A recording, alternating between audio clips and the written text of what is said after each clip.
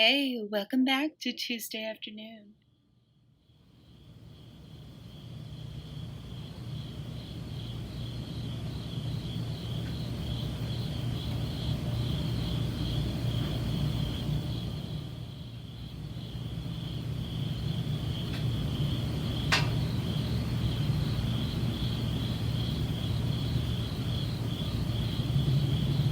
Hi everybody, it's Tuesday and welcome back. And today we're making the Hunter from Little Nightmares 2. This portrait can be seen in the Hunter's residence, but this same portrait can be seen in Little Nightmares 1 in the lady's residence. If you look to the side, you can see a character with a bag over the head, the same hole in the sack, and the correlating bow tie. I think these are the same characters, and I also think that that portrait of the older woman is the person up in the attic in Little Nightmares 2. I'll be using original Sculpty for this sculpture, and I'll have a foil core. I'm using glass gems for the eyes. You can find variety packs at any Dollar General, or you can even buy them online at Amazon. When sculpting the Hunter, I looked at the original painting of the teacher found in the lady's residence versus the actual character model that they used in Little Nightmares 2. The differences told me a lot in the way they wanted the character to be portrayed. Honestly, the portrait reminded me of a potato. But that didn't really fit the character models from the game. Even though I really love the idea of creating this character that kind of had this potato-like appearance, but it didn't really fit. And if I looked at the teacher's portrait compared to the actual character, there was a lot of wrinkles that were missing. So I went off of that to kind of develop the character, and this is what I came up with. I don't know if this is what they intended, but I tried my best. And I think we could actually show a lot of techniques from sculpting this individual head. When sculpting his nose, I want to make sure it's slightly askew to match the sketch. I would recommend, if you do have a drawing, always keeping it near and referencing it often. This is only my interpretation of what the hunter would look like. There's many variations possible, but this kind of reflects my own style.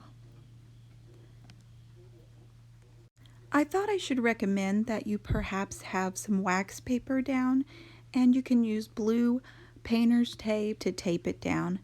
But polymer clay can be pretty hard on surfaces, especially when you leave it down a long time.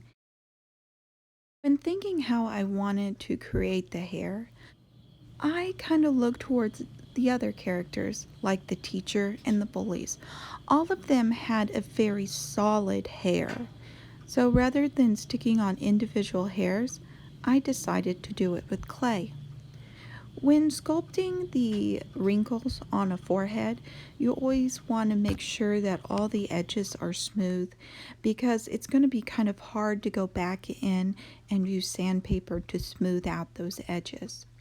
Now, another reason I decided on this being the hunter is because all the features are elongated.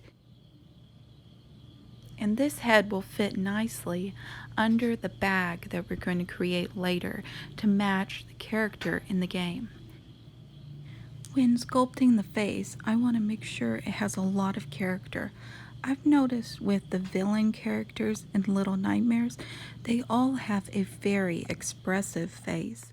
So when I was working on this particular character, I looked at the features that might be exaggerated in a nightmare. It's also very apparent that this character is a fan of taxidermy, so I thought it would be fun to add stitching to the face, very similar to what would be featured later on in his clothing. I also added some areas where his stitching had come loose So around the neckline, I added some areas where there was some loose stitching. Here I'm just lifting a little bit of the polymer clay up to give it like a scar appearance or a gash. And I'm cleaning the edge up. This technique is great if you want to make zombies. I use this so often and it's super easy. I'm going to next make holes in the polymer clay so it looks like stitching, and then after that you're going to want to roll a thin bead of polymer clay out and place the stitching on. Just going to come back in with a tool and make sure that each individual stitch looks like it goes down into the hole. And as I go, I'm going to take another tool and I'm going to lift it up so none of the pieces of polymer clay are hanging. And I'm also going to go in and clean up the actual inside part of the gash. And I'm just going to keep on adding the polymer clay and one final piece so it looks like it's loose. And there you go. We're going to clean up the edge and just tiny little details, and I think that looks great. And here's the part along the neckline. I'm going to use the other side of a tool so I can get these nice edges that look like loose skin, and I'm just going to make these wrinkles all along that area. You're going to want to go ahead and bake the head in the oven before you start working on the torso. I'm going to check the width that I want the shoulders. I'm going to put a piece of paper down and I'm going to press that torso into the shape I want. I put the piece of paper down so the foil actually doesn't rub off onto my working surface. I'm going to have a slight arch to his back because if you notice, when he walks, he's kind of bent over. So I want that same effect. I rolled out some polymer clay and I don't want it very thick on his body because I want to limit the weight. And I actually don't have a wire armature inside of this because I'm going to stick a dowel rod down inside of it. This will allow the head to be able to turn. I'm going to take the baked head and I'm going to press it down into the torso so it will give me an imprint of the size of the neck. And then I'm going to make a lip. This will allow the head to be set down into the torso. I'll make a hole for the dowel rod and then a hole for the arms and legs. After the torso is baked, you're going to insert the dowel rod into the torso. The exposed part of the dowel rod needs to be wrapped in elastic. This will keep the head from being damaged. If you don't have a dowel rod, you can also use a pencil. You're not going to see it. It doesn't really matter. Next, we're moving on to the gloves, and they are made very similar to hands. I have done plenty of videos including how you sculpt hands, but basically you don't need the fingernails, the knuckle work, or the tendons on the top of the hands. We are going to make the hands slightly bulkier when we're making gloves, and we're going to be adding in the details with rolled out pieces of clay. We're going to make the wrinkles with that. We're going to make little fine details where the material has become bunched up where the fingers bend. Now in both hands he'll be holding objects. One will be open-handed. That will be the bigger object. And the other hand, he'll actually have his whole hand around the handle of the light. And I'm actually going to make the light in two parts. I'm going to sculpt them, and then pretty much at the end, I'm going to glue them together.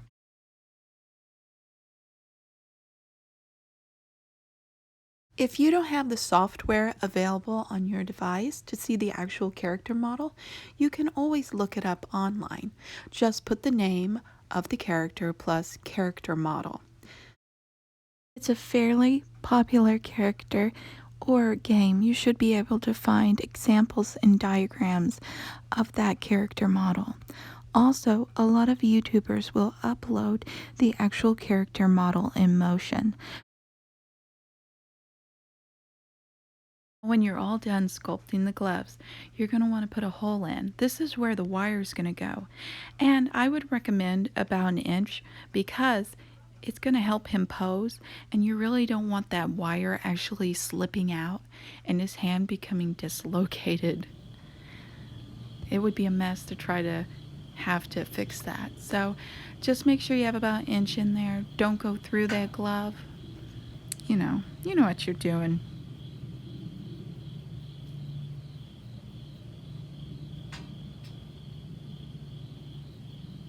Alright, next we're going to start on the boots. And you want to keep in mind proportion and that the pant legs are going to be tucked down into the boots.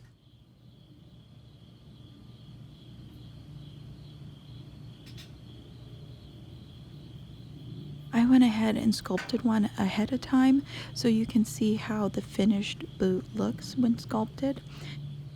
I'm always happy to help, so if you have any questions about any of the videos I've done, materials, techniques, or products, I'd love to know about them. Comment below. Your question might be included in a future video. Often people have trouble with different areas of the sculpting process or techniques, so it's easier for me to know what people would like to see by the questions, and I want to help people be able to make what they love.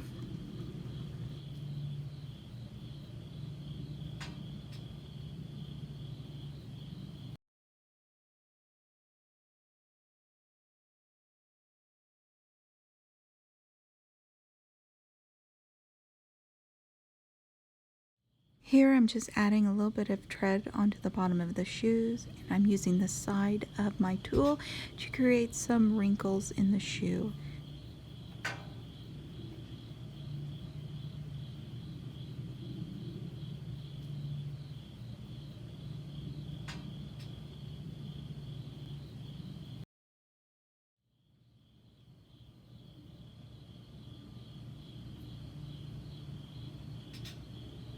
Here I'm just taking a strip of clay and I'm going to wrap it around. This is the belt for the shoe, and then we're going to make a little bump here and we're going to put the buckle on here.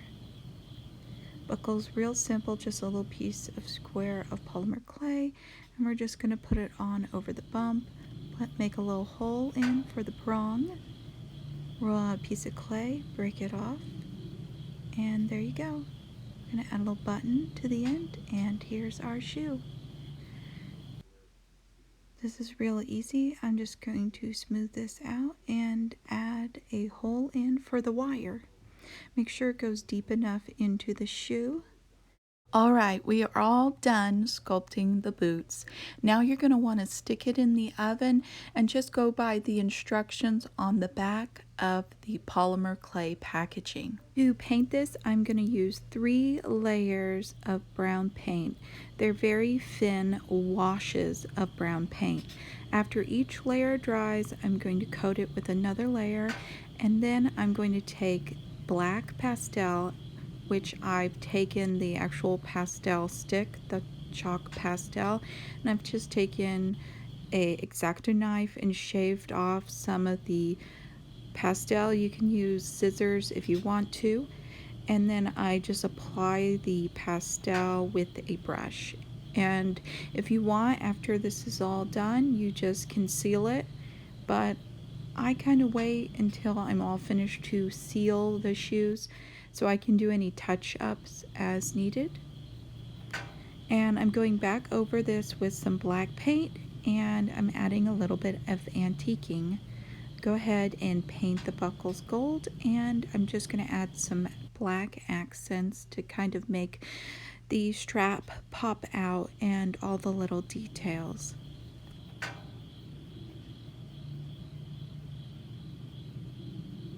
Next, we're going to use a similar method to paint the gloves.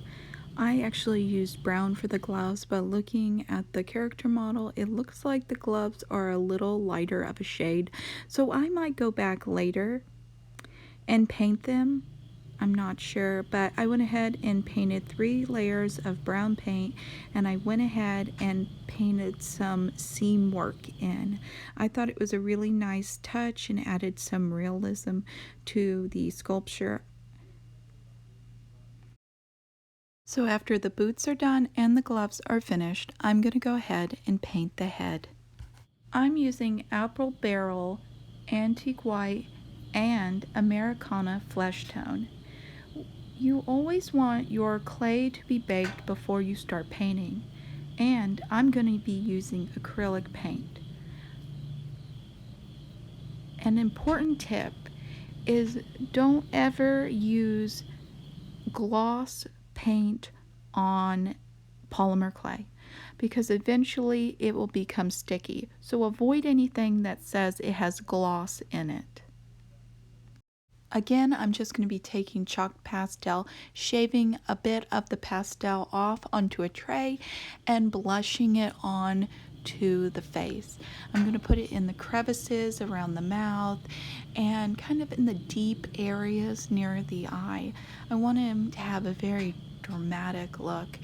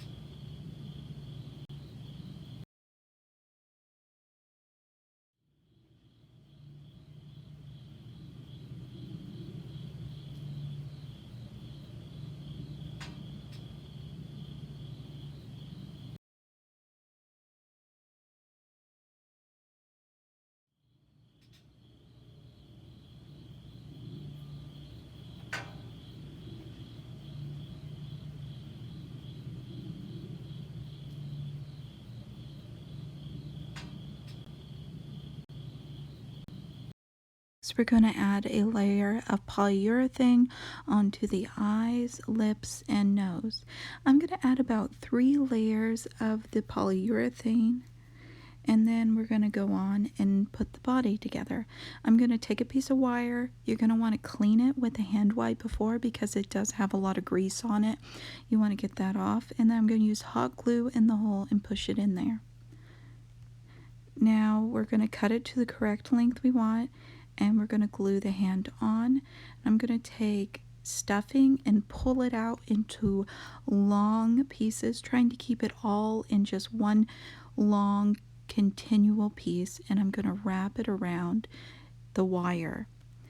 And I'm going to wrap it around probably twice, I want it to match the thickness of his arm. So that's what I'm keeping in mind while I'm wrapping it around. You're going to want to also glue it at the hand where the glove is and up near the shoulder.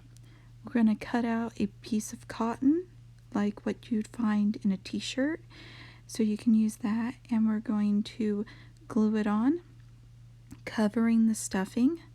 And you can sew this together, but since it's not going to be visible, I'm just going to glue it. No one's going to see it, no one's going to know it's there, so might as well. And you're going to just repeat the process on the legs. So you're going to insert the wire, hot glue it, and then cut it to the length you want it. And then you're going to take the stuffing and wrap it around the leg. Now, I'm not gluing this permanently because I'm going to end up putting the clothing on, and the legs are going to have to be removed for me to put his pants on because the boots are rather large. So what I'm doing here is I'm just going to tack glue the top portion of the legs so I can remove them later. Now I'm just going to again use a cotton material and cover the stuffing, gluing it, but just tack gluing it, and just go all the way around. I saw in the comments section that people want me to cover how I actually made the clothing and came up with the pattern. We're going to start off by making his pants, and I'm just going to make sure I have the right length I'm going to determine how high I want the pants to set up onto the torso, and I'm going to cut them out. This is going to be one side of his leg. We're going to lay the material down, and we're going to cut where his crotch is, and then we're going to go all the way up the material, and this is going to actually make one side of his pant leg. We're going to use this next as a pattern to make the other side. Right now we're ready to cut out the other side of the pants. What I'm going to do is I'm going to take the material and fold it over so it's folded over like the pattern. On the side where it is folded over, both the pattern is going to be folded and the material, and I'm just going to cut it out. You can actually use a pencil if you're a little bit nervous about this process. I'm going to leave a bit of salvage at the top so I have a nice edge for his waistline, but you're really not going to see it, so if you make a mistake and you don't leave that salvage, then don't worry about it. I'm going to then pin it together and make sure that the salvage is on the outside, because this is going to be turned inside out. You're not going to see it. Doesn't matter. So I'm going to pin it up, and then we're going to stitch together the top portion, and just wait until you see what part I stitch so you don't stitch the wrong area, because it's kind of hard to describe what part of the pants that need to be stitched, but once you see it you'll know. You just don't want to stitch the waist together. Next we're going to stitch the inside part of the leg, and I'm going to pin it first and then stitch it. Once you're done, you can turn it inside out or outside in. I hope I've explained this good enough, because I know it's kind of tricky to make pants, and especially when it's your first time making it. Really don't worry about it, because it's going to be underneath his coat. You're not going to see the waistline, so if you make a mistake up there, it's going to be hidden. And if you know me, you know that I like to paint the clothing. You can go ahead and buy the material in the correct shades, but I just love to try and match all the little speckles of dirt and paint and everything, so that's what I do. Next, we're going to make his jacket, and this is kind of fun. We're going to make the back side of his jacket first. I'm going to just make sure that his hips fit into the material. You might put a little bit of extra material in and make sure it's the right length. I'm going to cut a place for the arms and the neckline. I'm going to then fold this in half, and I'm going to use this as a pattern for the front of the jacket. Now we're going to leave the material that we're going to cut out in a single sheet.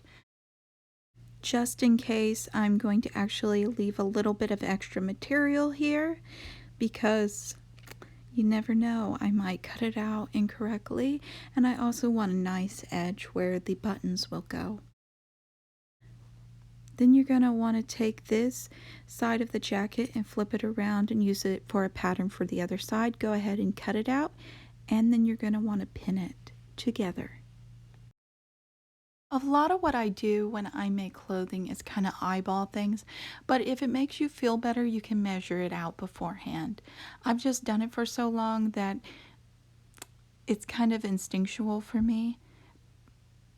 If it makes you more comfortable measuring everything out, then do that. After you have this pinned, we're going to stitch the upper part of the shoulder. Don't stitch where the neckline is.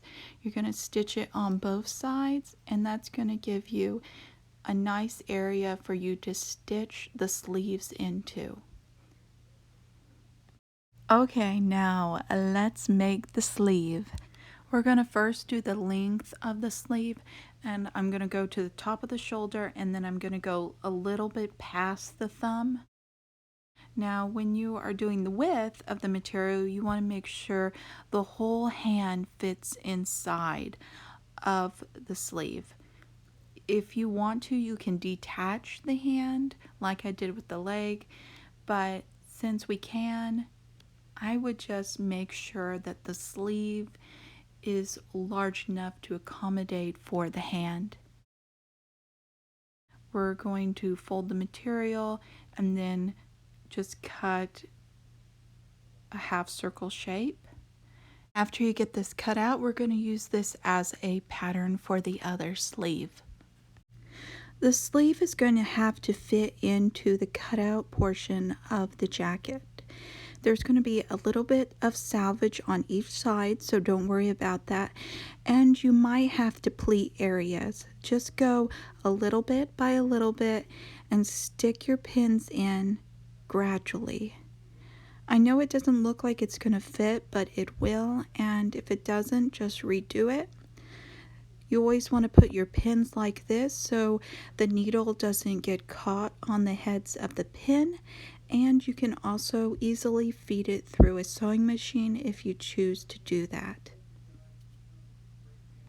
And when you're all done putting your pins in, it should look something like this. I'm no seamstress, and when I first started making art dolls, I think this was probably one of the most stressful parts for me. If I can help somebody take some of that stress away, I'm glad I helped. Okay, so we got the sleeve in. The hardest part is done. We're going to now fold it and just stitch right down here. So just stick your pins in and stitch right here. After you're done stitching, you're going to turn it inside out. And what I did at the cuffs and at the bottom of the jacket or coat or whatever you want to call it, I turned the edge and I glued it. No one's going to see it. It doesn't matter. I think it adds a nice edge to it where you can't see the stitching. If you want to, you can go ahead and fold it over and stitch. Here I'm just made a cuff that I glued together. Make sure that the seam matches up with the placement of where you sewed, and fold the edge where it's going to meet up with the seam like so. Give it a nice edge and no one will know. Okay, we're moving on to the pockets, and I really wanted them to look like they were in the game. So I studied how the pockets set on the coat, how they were made, and I tried to recreate that in the easiest way possible. You're going to want to use a thin cardboard. An example of this would be like with a cereal box. I'm using a straight edge to add a pleat in. I'm just using what is available. A ruler would work just fine, or you can fold it. I kind of just want to make sure it has a nice crisp edge.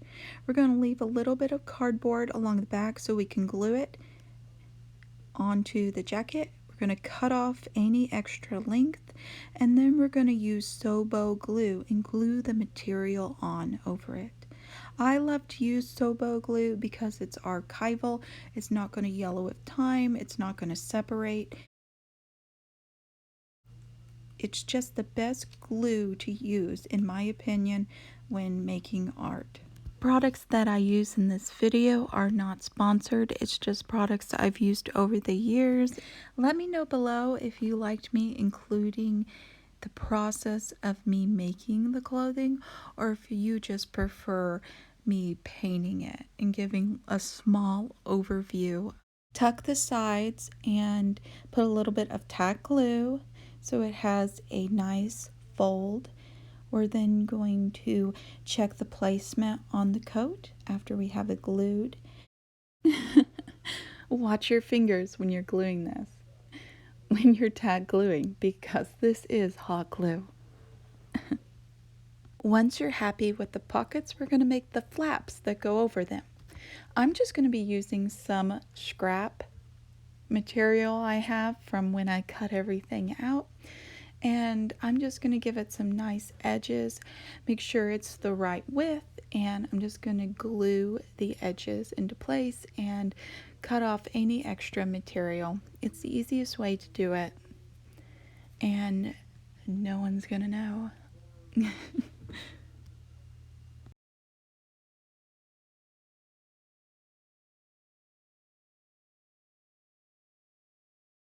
Review the character model to make sure you get the placement of the front of the flap correct, and then tack glue it to the back of the pocket. This will also give you more surface area when you end up gluing the pocket onto the coat. Okay, I think I am now ready to start the painting process.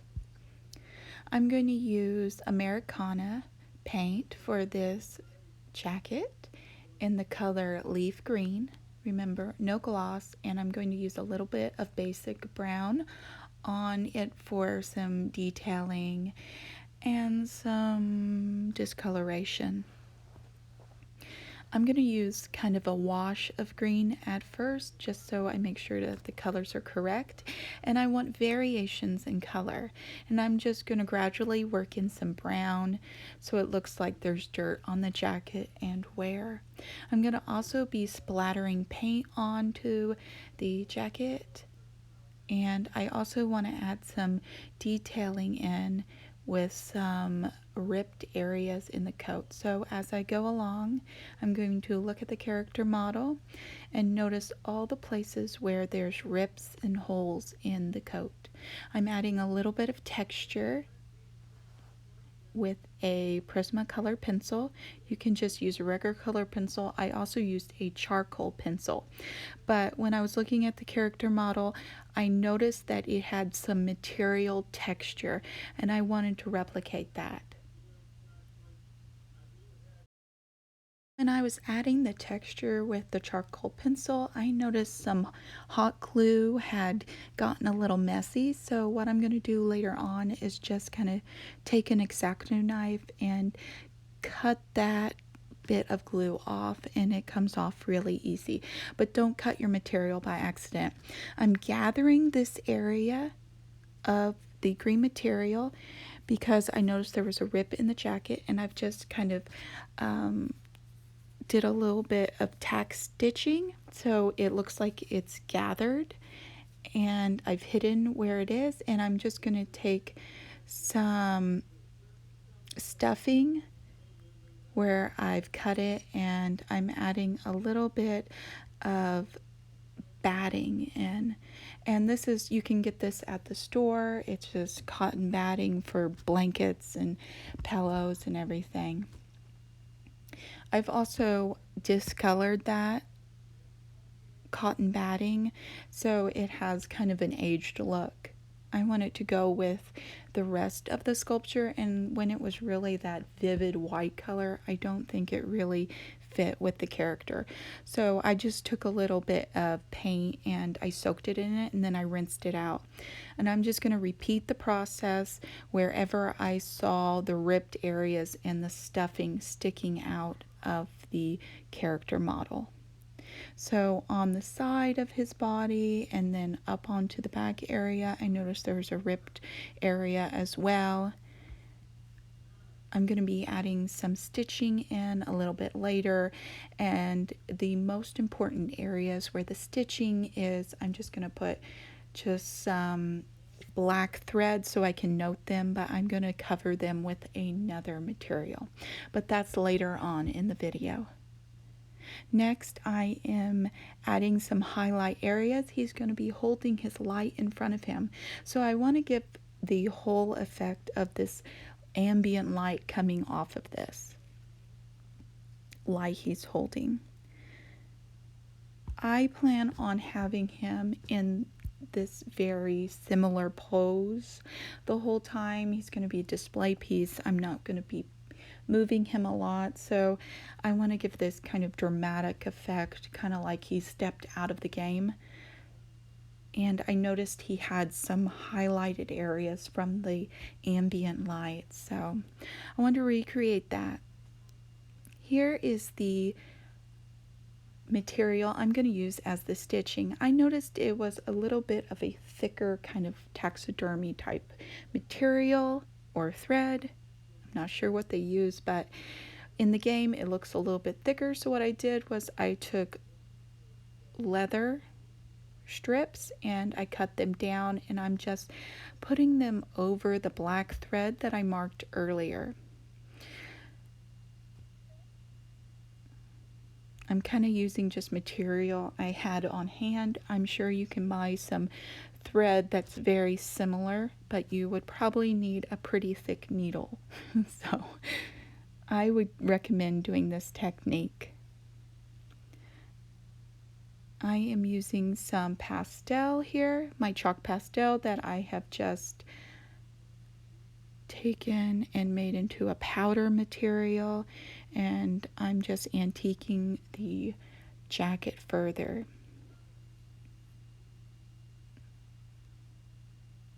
And here it is.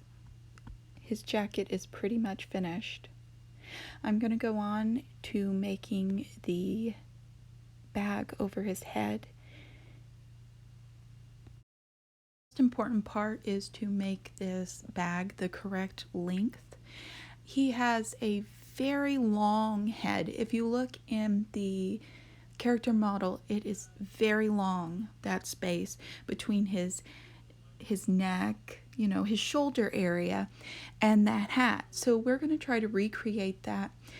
If your head isn't quite big enough, you always can put stuffing in the top, and if you didn't want to make a head at all, you can just stuff this. You can stuff the bag and not even have a head underneath. I went ahead and I put a piece of wire in it so I can easily remove it, and I gathered the material. I'm also going to make the hole, and I put a piece of material behind it, and it's just a gathered piece of material, and I glued it into place. And I want the hole to look like it's been blown out, so I'm just going to put some glue around it, and it's going to give me that effect of something that has been punched through it. I'm going to put some black paint on the material inside of the bag, and I'm going to paint it white. And ta-da! Next, we are going to add a little bit of detailing. I'm just going to use my chalk pastel that I shaved down into a powder form, and I'm going to antique the rest of it. I gathered some area in the top of the bag, so it has that gathered look like it does in the game. And I am just going to make his hat out of a little paper bowl. It was the perfect size for it, and I'm just gonna cut it and fit the material over it, glue it, and put some stuffing in. I'm gonna use the bottom of the bowl for the brim of the hat, and I'm even going to leave on the edge of the bowl so it tucks around. I'm using Sobo glue. I'm stretching it over the brim of the hat, and I'm just going to try to get all the little wrinkles out of it. You don't really have to worry about the bottom of it. You're not going to see it. You can put a piece of material over it if you want to, if it's going to bother you, but no one's going to see directly under the hat, so it doesn't really matter. Just make sure you get all of those little wrinkles out of place. All right. And I am going to just cut some areas in the hat, in the material, and tuck it so I get a nice edge where it connects the hat to the brim. I'm going to take some hot glue after this and attach it to the hat. When you're gluing the brim of the hat onto the cap, just be careful that you don't see the glue. So I would recommend putting it just on the inside of the brim, or actually putting it on the actual bag, and that will hide where it's connecting onto the cap. I'm going to use brown acrylic paint, and I want it kind of patchy because I want it kind of this leather kind of look. Now I'm going to put some line work in and antiquing on with some black chalk pastel that I have shaved off, and I'm just going to put it around the edges of the hat, and I want it to have this well-worn look like it does in the game. I think it also gives it more of a realistic look, and you can use this technique on many sculptures. It will just give it this very finished, polished look. I'm going to end up putting a little button on the top, and I'm going to actually use foil and cover that in material. But I want to get all this line work in and also the shadow work underneath the button. You can actually put stitching in here, but I just drew it in. I thought that looked pretty good, and I don't think anybody's going to really notice the difference, but you can put stitching in. That would look really nice. And here's me covering the material. I'm actually going to use a cotton material like what is in t-shirts, because it stretches better than muslin. And this is such a small piece of foil that you might get little pulled areas. I'm going to make just a simple outline of his accessory. If you want to see how I made this, I can make another video, but it's really easy. The light is just actually polymer clay and with a glass gem, and I've actually used a water bottle lid for the area around. See that little ribbed area? That is actually a water bottle. And what I did was I pressed it into the clay, and I didn't actually bake it with it in it. And once it was fully baked, I put it back in there with the gem. And here it is, all done. Wow, I really like it. And I think it will look really good displayed. What do you guys think? Comment below. If you have any questions, please let me know. I'd love to help. And I want to thank everybody for their support. And I'm sorry this video took so long to get out. It is my longest video. And I don't know if I'm going to make another one this long unless people really enjoyed it. And I'm going to try to put chapters in, but I've never done it before. But I will try my best, because I don't even know if I could sit through this whole video. But thank you.